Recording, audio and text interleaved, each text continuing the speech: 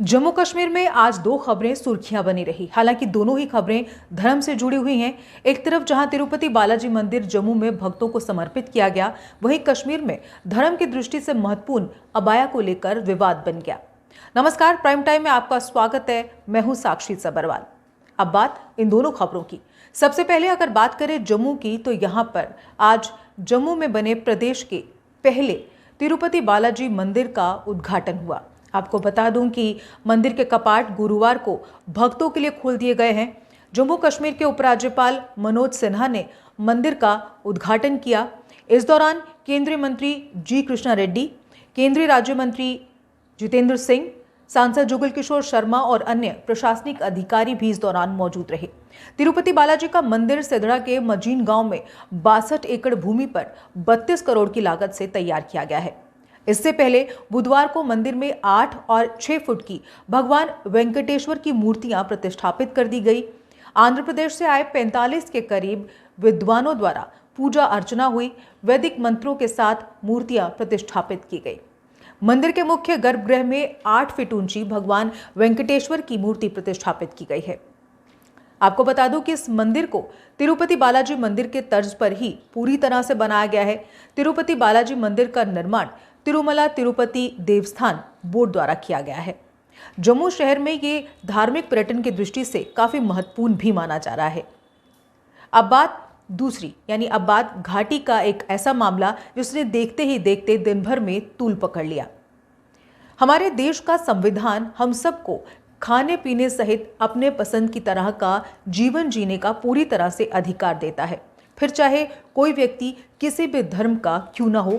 बावजूद इसके बीते काफी समय से देश में या घाटी में हिजाब आदि को लेकर कई बार मामलों ने तूल पकड़ा है। और ऐसे मामलों की जहां स्थानीय स्तर पर निंदा होती है, वहीं राजनीति भी जमकर होती है। कहीं से धर्म के साथ खिलवाड़ करार दिया जाता है, तो कहीं से तुगलकी फरमान के साथ जोड़ दिया जाता है। आज ऐसा ही एक मामला श्रीनगर के रैनावाड़ी स्थित एक स्कूल से आया, जहां की स्टूडेंट्स ने आज जमकर स्कूल प्रिंसिपल के विरुद्ध प्रदर्शन करते हुए रोष जताया।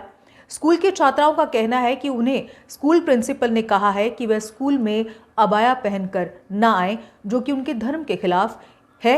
इसलिए हम स्कूल प्रिंसिपल के इस फरमान से नाखुश हैं और इस फैसले का पुरजोर विरोध करते हैं। बहुत जरूरी है पर्दा एक फीमेल के लिए। वो एक सेफ रहती है, अगर वो कहीं भी जाएगी उसको पता है कि वो प्रोटेक्शन में है। उसका लिबास उसकी बॉडी को कवर करता है। एक लड़की के लिए हमारे हुज़ूर पाक सल्लल्लाहु अलैहि वसल्लम का फरमान है कि एक मुस्लिम औरत को अब ऐसा लिबास पहना है कि उसका हर एक अंग उसका अंग ना दिखा, कोई भी उसका हर एक पार्ट कवर में रहे। तो हम क्यों ना अबाया लगाए। एक मुस्लिम औरत के लिए अबाया लगाना बहुत जरूरी है, पर्दा करना बहुत बहुत जरूरी है। हम पर्दे में भी तालीम हासिल कर सकते हैं। जब हमारे हुज़ूर पाक सल्लल्लाहु अलैहि वसल्लम ने फरमान दिया है कि नहीं पर्दा लगाओ, वो थोड़ी नौज़ुबिल्लाह गलत कहेंगे। वो तो हमें कहते हैं कि पर्दा लगाओ, करो जो करना है। हम आराम से हासिल कर सकते हैं अपनी तालीम। इस सिचुएशन में आप पर्दा चूज करेंगे या एजुकेशन? पर्दा कभी एजुकेशन क्यों? मैं अल्लाह से बेहतर ज्यादा मुझे एजुकेशन नहीं है। मैं पर्दा चूज करती हूँ एज कम्पेयर टू एजुकेशन। पर्दा मैं कैसे छोड़ सकती हूँ? अल्लाह ताला ने कब बोला कि आप मत पढ़ो क्योंकि आप अबाया लगाते हो?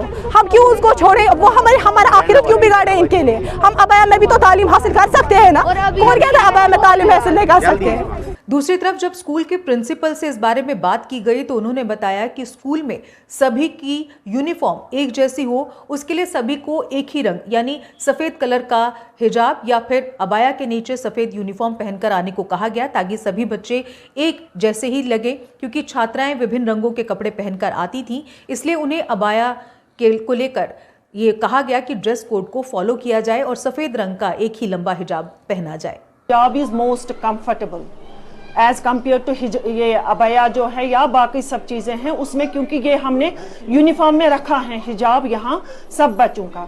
ये कलरफुल में आते हैं, किसी बच्चे का एक डिज़ाइन होता है, किसी बच्चे का दूसरा डिज़ाइन होता है। तो मैंने इनको कहा लंबा सा हिजाब लाइए आप, जो नीज को भी टच करे, नीज से नीचे तक होगा, वो लगाइए वाइट कलर का, ताकि ये यूनिफॉर्म में आ जाए। ये इन्हीं की रिक्वेस्ट में हमने सिर्फ अपने स्कूल के बच्चों को, उनमें से भी कुछ ही आए, इन्हीं की रिक्वेस्ट पे अपने बच्चों ने हमें रिक्वेस्ट की कि हमने 10 साल यहाँ पढ़ा आपके पास, तो अब हमें 2 साल के लिए क्यों निकाला जाता है?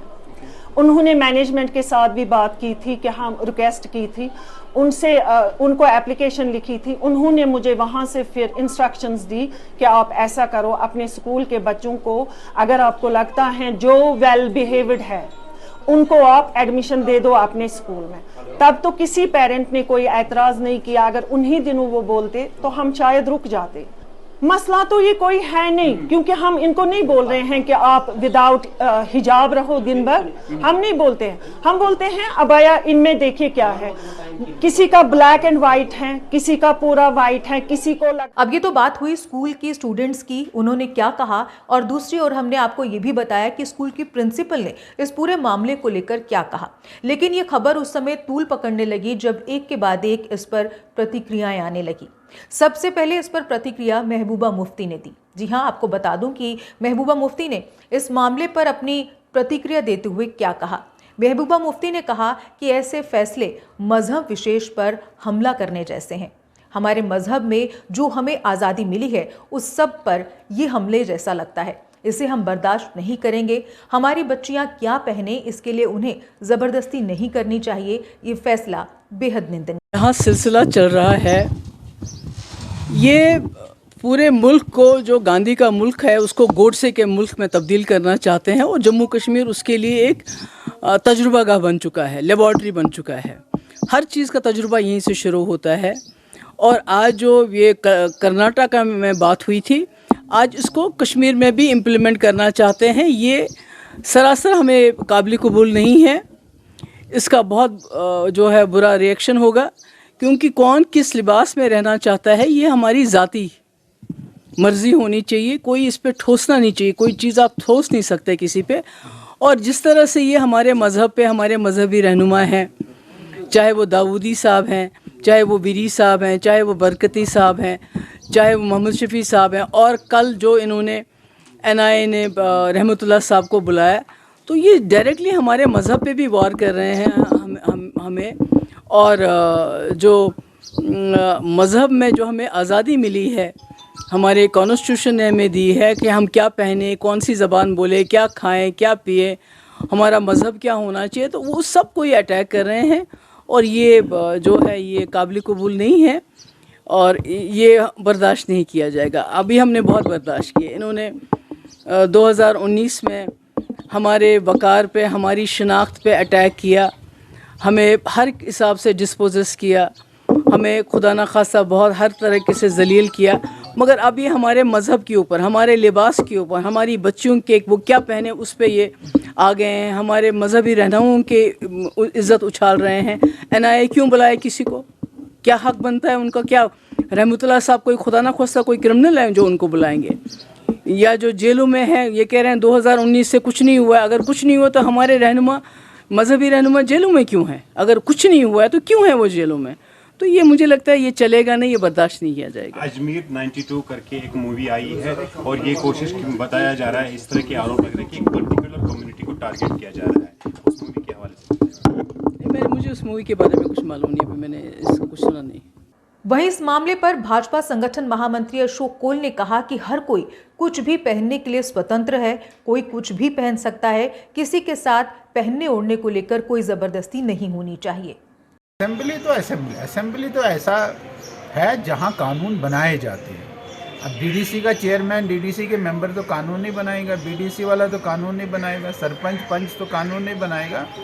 असेंबली एक ऐसा प्लेटफॉर्म है जहां आप कानूनों को बनाते हैं, कानूनों को लागू करवाते हैं। ये प्लेटफॉर्म है, असेंबली का प्लेटफॉर्म मस्ट है, और असेंबली का प्लेटफॉर्म यहाँ जल्दी ही सामने आएगा, आप सब देख लें। एक कंट्रोवर्सी इस वक्त श्रीनगर के अंदर है कि एक पर्टिकुलर कॉलेज जो है गर्ल्स स्टूडेंट्स को अबैया हिजाब के साथ अंदर जाने नहीं दे रहे।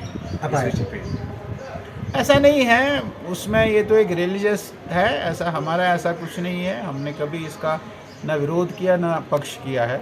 जैसे व्यक्ति को जिस प्रकार से वो जहाँ जाना चाहता है वो वहाँ जाए, वो साड़ी पहन कर जाना चाहे साड़ी पहन कर जाए, फिराक शलवार पहन कर जाना चाहे उसमें जाए, हमें कोई आपत्ति नहीं है। वो उसकी अपनी ज़बरदस्ती नहीं होनी चाहिए, बस हमारा ये मानना है कि ज़बरदस्ती आपने उनको उसी लिबास में भेजना ये नहीं होना चाहिए।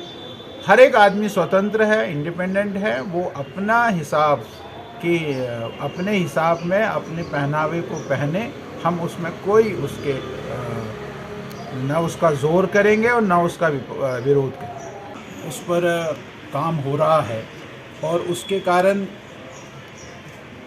डोडा एक हब बनेगा बिजली उत्पादन का, बिजली मैन्युफैक्चरिंग का, वो भी हाइड्रो इलेक्ट्रिक बिजली मैन्युफैक्चरिंग का, कोल का नहीं, हाइड्रो इलेक्ट्रिक बिजली मैन्युफैक्चरिंग का हब बनेगा डोडा। 4 वेज अब देख रहे हैं, इसी साल या अगले साल यहाँ रेल आएगी, रेल लाइन आएगी, जो यहाँ दिखाया गया कि भाई सबसे ऊंचा पुल, रेलवे का सबसे दुनिया का ऊंचा पुल वो कोड़ी में रियासी में बना है, तैयार होकर बना है।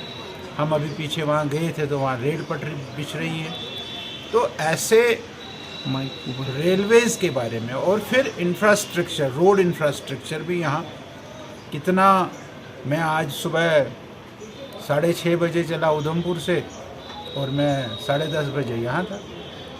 4 घंटे में मैं उधमपुर से यहाँ आया। वो भी रास्ते में थोड़ी बहुत दिक्कत थी, थोड़ा ट्रैक्स के कारण। अगर वो नहीं होती तो मैं तो 3 घंटे में यहाँ आ जाना था। और 1 घंटा आप और लगाइए उधमपुर से जम्मू, 4 घंटे में आप श्रीनगर से जम्मू, जम्मू से श्रीनगर आ सकते हैं। इतना बड़ा इंफ्रास्ट्रक्चर में भी डेवलपमेंट है, ये बहुत बड़ी बात है। दूसरी ओर इस मामले पर वक्फ बोर्ड चेयरपर्सन द्राक्षा अंद्राबी ने भी अपनी प्रतिक्रिया दी। द्राक्षा अंद्राबी ने कहा कि शिक्षण संस्थानों में यूनिफॉर्म होना लाजमी है, यानी स्कूल कॉलेजों में ड्रेस कोड होना जरूरी होता है और उसे फॉलो करना चाहिए।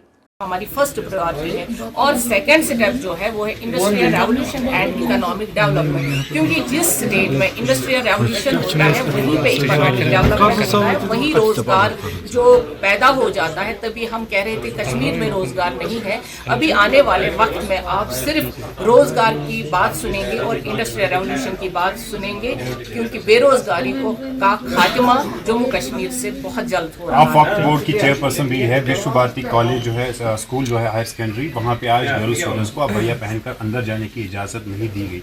इस मुद्दे पे आपका क्या स्टेटमेंट? देखिए, कॉलेज और यूनिवर्सिटी में एक यूनिफॉर्म हायर सेकेंडरी है, जो भी है कॉलेज, अगर हमारा विश्व भारती है या कोई भी कॉलेज है, अगर आप देखेंगे कि यूनिफॉर्म का पहनना बहुत ज़रूरी होता है, लाजमी होता है, क्योंकि एजुकेशनल इंस्टीट्यूशंस में तभी एक यूनिफॉर्मिटी रहती है जब वहाँ पे यूनिफॉर्म पहनी जाए और एक कोड के तहत college, university, court, doctor, teachers सारा काम करते हैं। अगर डॉक्टर्स के ऊपर एप्रन सफ़ेद ना हो तो वो हमें डॉक्टर नहीं दिखेगा।